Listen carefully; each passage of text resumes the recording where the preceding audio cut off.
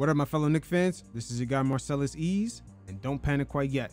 Now in part 2 of this segment, we'll take a look at some of the adjustments between Tom Thibodeau and Nick Nurse. As in this series, there are multiple battles going on within the chessboard, and particularly in this segment, we're going to see it play out with the non-Embiid and the non-Jalen Brunson minutes, as well as Thibodeau introducing a new scoring dynamic in the second half with Isaiah Hartenstein. But I'm not going to say no more. Let's just get to it. See, as you can see, the more you fuck around, the more you're going to find out. And also, if you stay down here and you never fuck around, you'll never find out. Alcohol, right? Now in the first half, Josh Hart was going crazy, scoring 19 points, especially in that second quarter, knocking down all his threes. Now, even though he was cooking, it did not change the Philadelphia 76ers defensive approach when dealing with Jalen Brunson. From time to time, not only they had a third person sag off their man to clog up his attacking lanes, but they made it very difficult for him to initially even get the ball in order to penetrate. But Josh Hart just being everywhere in that first half, just getting a block, a steal, 9 rebounds. He definitely opened up the ability for Jalen Brunson to at least get different looks in that first half. Now to start off, we'll just take a look at some of the defensive looks that Jalen Brunson is getting very early on.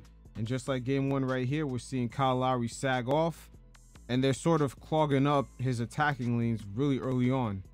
Look at the way Kyle Lowry sags off Josh Hart. Once again, they're going to make Jalen Brunson work really hard to get the ball for all 4 quarters, and eventually that'll begin to wear off. But they're keeping the lanky defender in Kelly Oubre right behind Brunson to stop him from just getting into his mid-range game. But once again, Kyle Lowry sags off. Triangle just like in game 1. Embiid is the backup to protect the rim, and we're going to see them, kind of mess up Jalen Brunson from getting into that mid-range game. Once again, right here, we're going to see Embiid, Oubre, and Kyle Lowry all focus on Brunson. But right here, we're going to see a little cross action between Brunson and Dante, and the focus is so much on Jalen Brunson that's going to create a lot of spacing for Dante to get the shot off. See a little cross action right here between Dante and Brunson, and Dante has plenty of spacing for the shot. Let's look at it again. Look at Oubre and Maxi. They're going to be so focused on Brunson. Little cross action right there. Enough spacing for Dante to knock down the shot.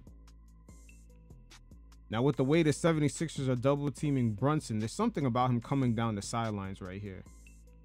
Instead of him coming down the middle, there's something about him coming from the sides. And we'll see it sporadically throughout this segment here, that within this game, him doing so actually created options for him.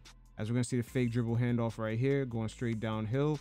Now, even though right here, he is going to draw a foul, he does have options. He's going to have the corner shooter, and he's also going to have the options of guys collapsing for not only offensive rebounds, and also for looks. And get assists right here.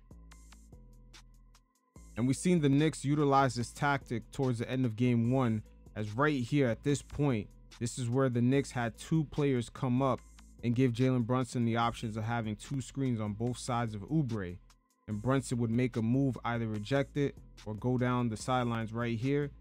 And sort of the same scenario that plays out right here, where at this point right here, him coming to the weak side, he'll have players collapsing, Hartenstein coming down to at least give him an option or even crash the boards. But also, he can draw a foul, and he has options to hit the shooter. So this was something that they did utilize towards the end of game 1. There's something about having Brunson come from the sides that kind of messes up the 76ers from having someone else collapse on Brunson, because they have to make that full commitment across the court. As we're going to see right here from the start of the possession, look at Brunson. He's going to go straight to the sideline. This is on purpose right here. Look at Brunson as he comes off this screen and begins to penetrate to get to his zone, his sweet spots right here in the mid-range. Anywhere right here, they're not going to allow that to happen. Look at the focus at this point. Everybody's focus is on Brunson. Everybody. Josh Hart, even though he was hot, and he's made his first couple of field goals in this quarter, and they're still gambling on that. So 2 defenders right there to contest. So right here, we're going to see all the effort it takes just to get Brunson the ball. A little cross action right here between Josh Hart and Brunson into the Mitch dribble handoff. And now they're going to get into some pick and roll. And if there's no option here, which there isn't, now it's time to set up Brunson one-on-one with the lengthy Kelly Oubre. And whether it's Kelly Oubre or Tobias Harris, they're always going to have a lengthy person defending Brunson or the speedy Tyrese Maxey. So Brunson throughout this series is going to be bothered, and it's going to be really good to see how he makes his adjustments, or just the Knicks overall. But all these actions, about 3 of them, is just to set up Brunson to get to this point. One-on-one, shot clock winding down, right here to get to his sweet spot around the free throw line. And he just has to convert, but that is his bag right there. Now right here, Jalen Brunson coming down the sideline off this pick. Now this is perfect. This is one-on-one with Embiid, and if he beats him off the dribble, Kyle Lowry's going to have to make that full commitment across court. He's going to have to leave Josh Hart open. He's also going to have to be wary of him crashing. Same thing for OG, and the same thing applies to Tobias Harris. If he fully commits to help out Embiid, he's going to have to worry about OG crashing.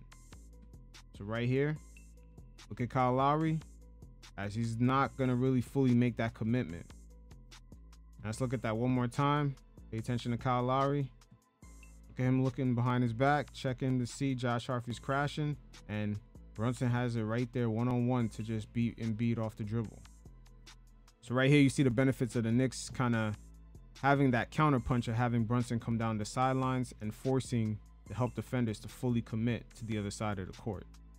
So even though Tyrese Maxey was dealing with an illness and Joel Embiid with a bum knee, it didn't stop them from putting the 76ers offense on their back, as Tyrese Maxey in that first quarter alone only took 3 shots to score 9 points, as he finished the half with 20 points and 5 assists.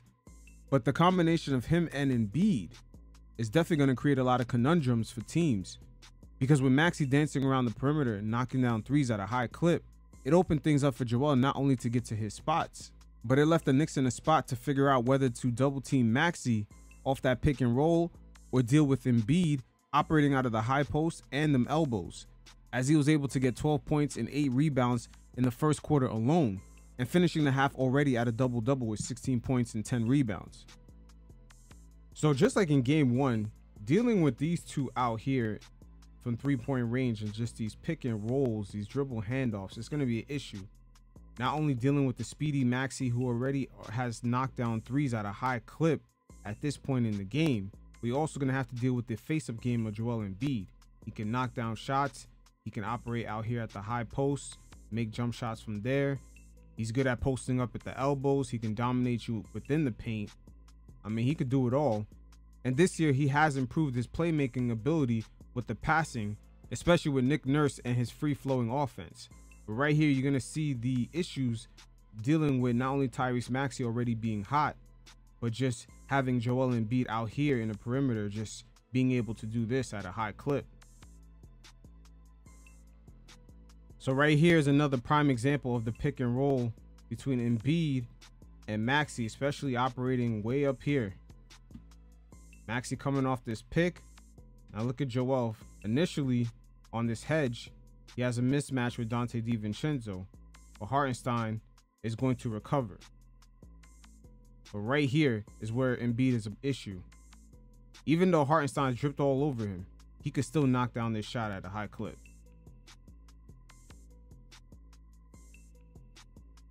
Let's look at it again as Embiid does a dribble handoff and he rolls.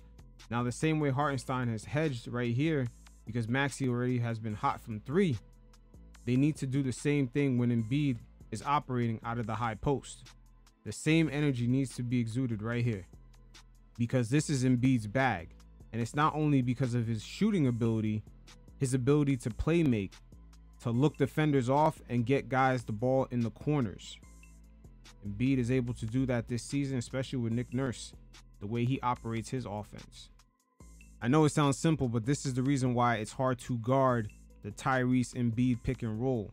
They have the ability of breaking down defenses in many different ways, and that really starts with Joel Embiid and his versatility of skill sets as a big man.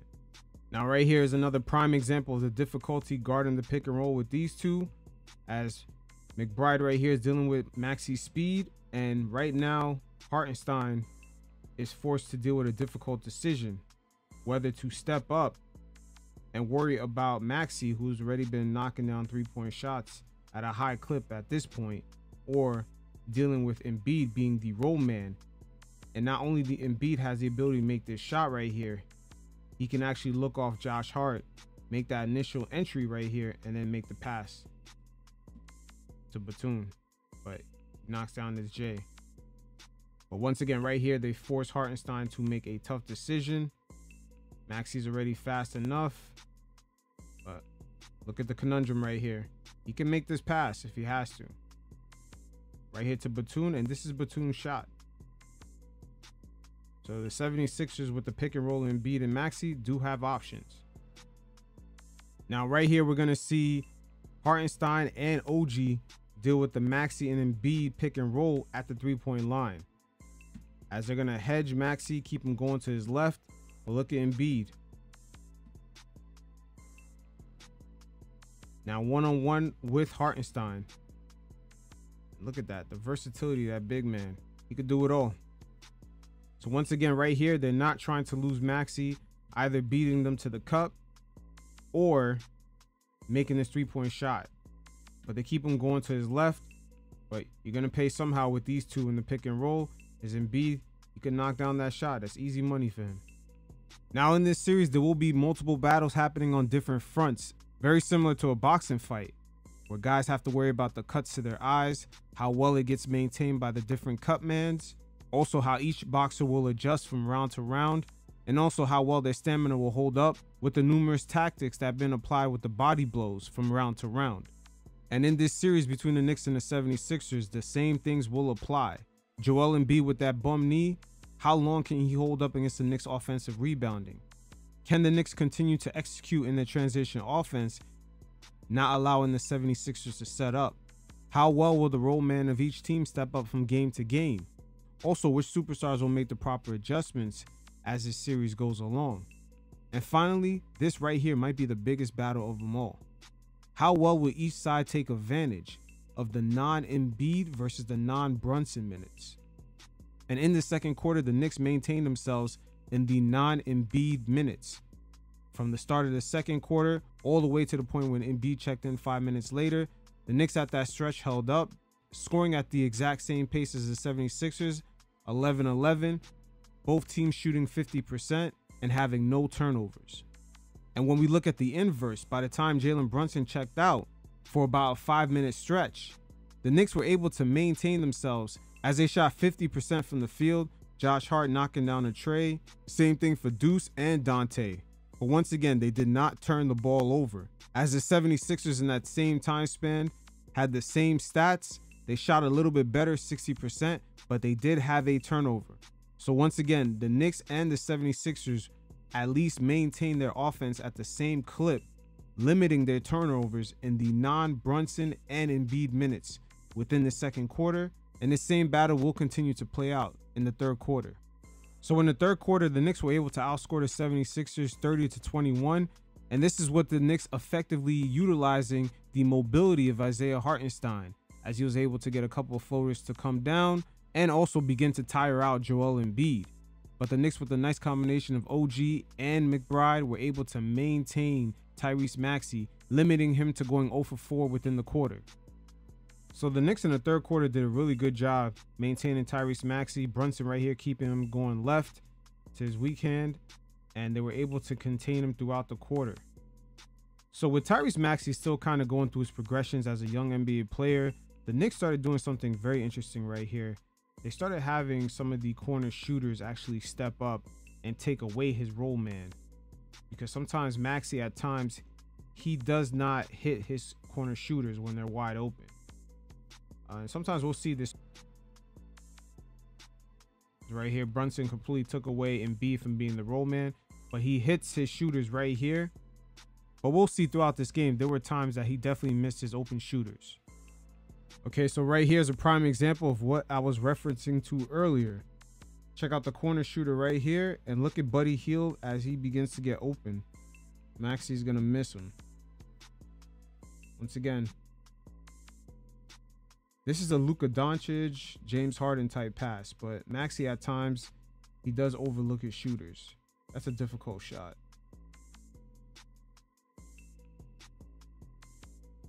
Once again, right here, let's take a look at Maxey upon this entry. Look at Oubre, wide open, corner three.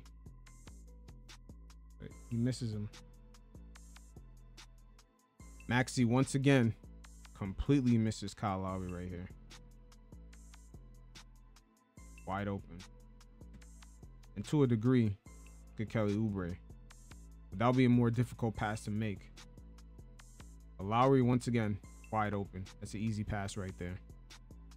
Maxey right here in transition. Misses the weak side corner man and Nick Batum. But he still makes it. But the weak side corner man is usually the guy he overlooks. So right here, OG is the one that's guarding Nick Batum. So with the Knicks, upon entry to contain Maxey, OG could stunt in a little bit more.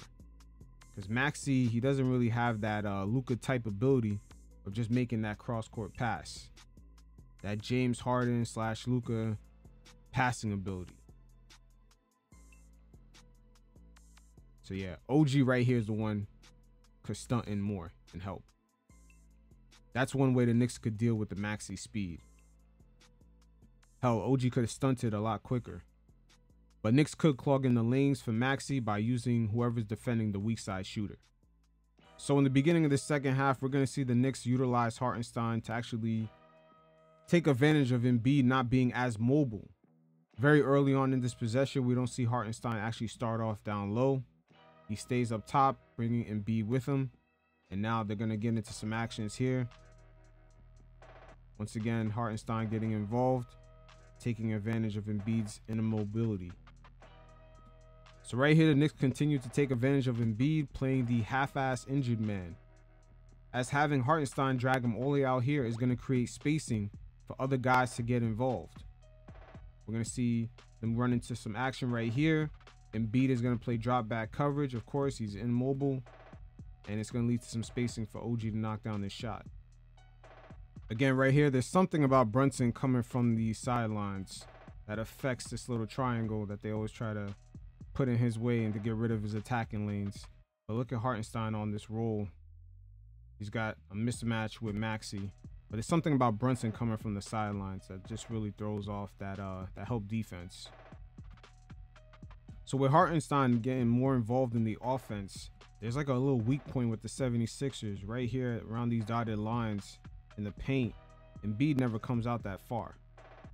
So every time one of the Knicks players penetrate, whether it be Brunson, Hart, McBride, Embiid is always the low man that's going to try to protect the rim.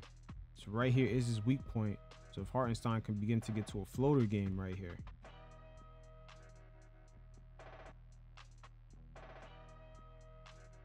See, Embiid is always going to be late on that closeout. Once again, all the attention and focus is on Brunson. Embiid serving as the rim protector right here is going to lead to Hartenstein having a nice little floater game going. Embiid's so focused on protecting the rim, he's always going to be, you know, a step late on that closeout. So this is one way the Knicks could actually effectively utilize this little defense that the 76ers love to put on Brunson. You see Batum staying purposely behind him. You got Embiid protecting the rim, disturbing Brunson's mid-range game.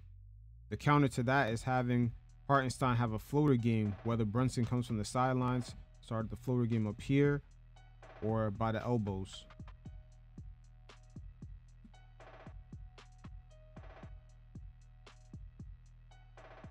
So now let's get into some of Jalen Brunson's looks in this third quarter. As right here, he's not going to allow Philly to set up their defense and quick transition bucket. We got to play with pace. We got to play fast to not let Philly set up that little triangle that they keep putting Brunson in. The Knicks sometimes do fall victim into playing into the 76ers style of play. That sort of slow-paced 1999 style of Utah Jazz basketball. Like, get the fuck out of here with that. So the Knicks right here are continuing to build on what they did at the end of game 1, having Brunson come from the sidelines and then attack the weak side, having multiple guys out there. And it's going to begin to have the 76ers trying to close out and recover, and it's going to lead to some offense.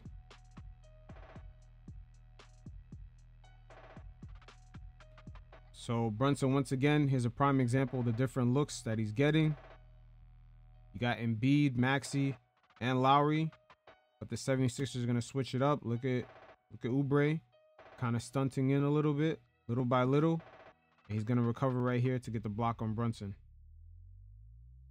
So Brunson, once again, he's looking ahead. He sees Lowry. You know he's going to sag off of Hart a little bit. He sees Embiid as the low man. But he's not looking in this direction at Oubre. Oubre is going to begin to slowly stunt in. Once again, see Lowry. Lowry serving as the help. Embiid is the low man, protecting the rim.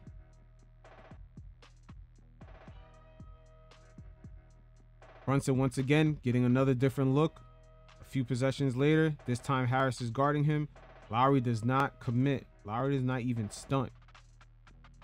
So Brunson is once again one-on-one with a long, lengthy defender. They parked Batum on him a couple of times. He has to deal with the speedy Maxi every once in a while. And he's got to deal with Embiid always at the rim trying to protect it. And Kyle Lowry, from time to time, he sags off. But this time he doesn't. Probably doesn't because, you know, it's Tobias Harris on Brunson. So all these different looks throughout the game, it's definitely taxing. But it's part of playoff basketball. This is what it's all about. Teams have a whole 2-week span to scheme up on players from game to game. So even though Jalen Brunson keeps getting different looks, we're going to see some of the counters that the Knicks have. Once again, coming from the sidelines, it's going to force Batum, Maxi, or Tobias Harris to have to make that full commitment to the other side of the court. As Brunson attacks, you see how none of them fully stunt. It's going to be real difficult from that angle of Brunson coming from the sidelines. They're going to have to commit to the other side of the court, leaving guys open. And Brunson is able to get this bucket to go down, and the Knicks take the lead for the first time in the game. So as the third quarter progressed, the non-Embiid and non-Jalen Brunson minutes proved to be very vital in this game. As soon as Embiid checked out, the Knicks were able to take advantage, scoring 10 points, having 0 turnovers, which I have to emphasize, on 66% shooting. And as far as the 76ers, they were not able to maintain their offense as they only had 5 points with 2 turnovers on 28% shooting. So guys like Maxi were well contained and other guys couldn't quite get it going. But by the time Embiid checked back in and Brunson checked out, the Knicks had maintained themselves in the non-Brunson minutes, scoring 8 points on only 1 turnover. Even though they couldn't get their shots to go down, the fact that Bojan hit those 2 back-to-back shots helped them to get 6 out of those 8 points. Meanwhile, the 76ers had more shot attempts. They were shooting 60% from the field, but they had 2 turnovers in those non-Jalen Brunson minutes. And with the 2 steals the Knicks were able to get, it helped them maintain the score. But these very minutes in this whole series will prove to be vital, especially in this game. Because when it comes down to the nitty-gritty in this very game, the 76ers were not able to capitalize in the non-Brunson and Embiid minutes. But Jalen Brunson checked back in with about 8 minutes to go in the fourth after the Deuce McBride and 1, and the Knicks were up 8. Now right here, the Knicks up 3. The game is real tight. This looks very similar to the end of game 1. You got a screen on this side. You got Hartenstein acting like he's going to do a screen, but it's really a ghost screen with him rolling. You got the wing shooters out here. And we're going to see the 76ers actually give the Knicks a different look. There's Hartenstein with the ghost screen. Brunson's going to take it. Now we're going to see Tobias Harris actually stunt in, but not really make that full commitment. Embiid still serving as the low man, protecting the rim. And Brunson makes the proper read right here to take the shot. Yeah, he doesn't fully commit here. Got Hart open, but Brunson makes the proper read because this is his spot right here. Now with the Knicks up 5, Jalen Brunson stays real patient coming off this screen as Nick Batum comes in and double teams, but he's going to get Deuce a real good look right here. Real good look. Knicks still up 5. Brunson gets a nice little 1v1 right here with Tyrese Maxey, but he just misses it. Now the Knicks up 2, and once again, the 76ers got the long wingspan of Harris on Brunson. If it's not Harris, it's sometimes Batum. If it's not Batum, Brunson is dealing with the speedy Maxey. And if it's not Maxey, he's dealing with the long wingspan of Kelly Oubre. But once again, upon this entry, Brunson is going to get a different look. Doesn't really quite get the commitment from Batum right here. But he does have Embiid acting as the low man rim protector. But again, he's going to have to deal with the long reach of Harris. So we're seeing the inconsistent looks that the 76ers are giving Brunson from possession to possession. And it seems like when the smaller defender and Tyrese Maxey is on him, there's going to be a double team. When a lanky defender like Tobias Harris or Kelly Oubre is on Brunson, the double team comes sporadically. So right here in this series, this is the first time we're seeing this version of the two-man game between Tyrese Maxey and Embiid. As right here, we're going to see the dangers of it. It sounds so simple, but yet because of their versatile skill sets, just Maxey being a threat from out here and Embiid just being a guy who can take you down low, pull up from anywhere, from 3, from mid-range, you're going to see the dangers of just this very play right here. Not only the hesitation between the Knicks 2 defenders on trying to figure out whether Embiid is going to take it himself, or is the speedy Maxey going to pull off and just shoot a 3 or just go downhill. But watch, we're going to see that slight hesitation. Embiid takes it himself. But it doesn't matter that Hart is already in position because he's good enough to back him down. But now that also forces the double team. You're going to have to double team him at this point because this is still Embiid's sweet spot to operate in. And within that double team, now you leave Maxey wide open. This is why this two-man game between both of them is such a threat, and it sounds so simple with a lot of their players not really contributing offensively. But just having these two alone, these guys could almost hit 70 points every game between the two. But again, right here, Embiid will always be a threat in this dribble handoff. He'll always be a threat to just take it himself. And Maxey will always be a threat with his speed getting the ball within this dribble handoff, because there's always going to be a slight hesitation once this play happens. Matter of fact, there's going to be a slight hesitation once Maxey makes this initial pass, because then he can just quickly cut, because he goes from off ball to all of a sudden he's going to be an on ball threat. Let's take a look at it again. Right here, once he lets go of the ball, there's already a slight hesitation right here, because he's no longer an on-ball threat. But within that slight hesitation, now he's going to go quickly back on ball. And Embiid at the same time, he has the ball, so he is the threat. So he doesn't have to hand it off to him. He could just take it himself, similar to Draymond Green. We've seen Big Body Dre do this a lot. But Maxey is also a threat because of his speed. He's so fucking fast. And also we have to contribute the final factor, the slight hesitation between Hartenstein trying to pick up to see if Maxey is going to be on ball to go downhill or to stick with Embiid because he can fake it and take it himself. So there's going to be another slight hesitation between both players. See? The hesitation with Hartenstein for a quick second, anticipating Maxey coming down.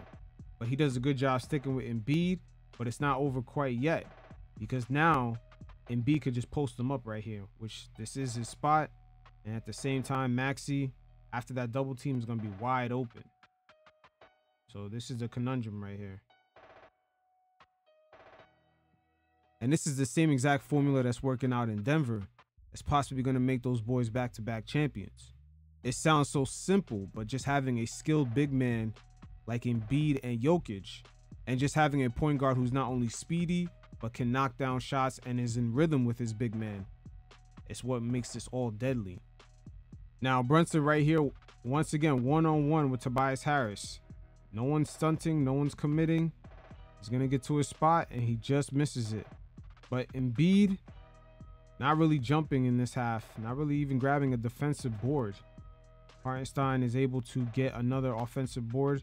And the last two offensive rebounds the Knicks got is really what ended up killing the Philadelphia 76ers. They worked so hard to keep us off the glass all game long, just to give up the very last 2 offensive rebounds that ended up giving us the opportunity to take the game away. So after that offensive rebound, Brunson attempts a 3-point shot. Once again, another miss by Brunson. But Kyle Lowry gets fouled and he splits the free throws. Now after Kyle Lowry splits the free throws, the Knicks are down by 5 and Jalen Brunson right here redeems himself.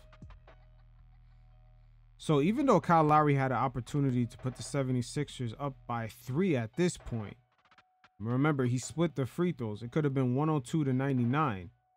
But the 76ers, they cannot really blame the officials here. They had plenty of opportunities to pretty much close this game out. As right here, we're going to see the offensive rebounding be very poor by Joel Embiid. This box out is going to be real shit. And Isaiah Hartenstein once again comes up with the second crucial offensive board to pretty much put away the 76ers. Look at Joel, he doesn't even jump. Poor box out, doesn't even jump, and the rest is history. Now once again, pay attention to Isaiah Hartenstein, where he's at on the floor. I mean, look at him coming for this rebound. That right there was our 12th offensive board. So the 76ers basically fought the whole game to keep us off the offensive boards until the last 30 seconds of the game, and this is what ended up killing them. So it is what it is. The 76ers had a poor execution on closing out this game, and the Knicks were able to narrowly escape with the victory, but there's a lot to take in. A lot of adjustments that need to be made. Being up 2-0 doesn't really explain the whole story, and it's going to be a long road ahead. Thibs have made great adjustments in the second half, adding the Isaiah Hartenstein's floater game to exploit some of the areas that Embiid wasn't quite as mobile in defending. And also in this very game, we've seen the importance of some of the non-Embiid and the non-Jalen Brunson minutes, as the Knicks were able to maintain themselves within that time frame within the second and third quarters. Bojan was able to come through and hit a couple of big time shots. We've seen Deuce McBride and Josh Hart play really great defense, and those very minutes pretty much helped the Knicks swing this game, as the 76ers were not able to take advantage of Jalen Brunson not being on the floor. But sprinkle on top of that some of the fourth quarter blunders by the 76ers, you have a hell of a dust up. But it's definitely going to be a long road ahead in this series. But until next time, you fellas stay safe. Peace.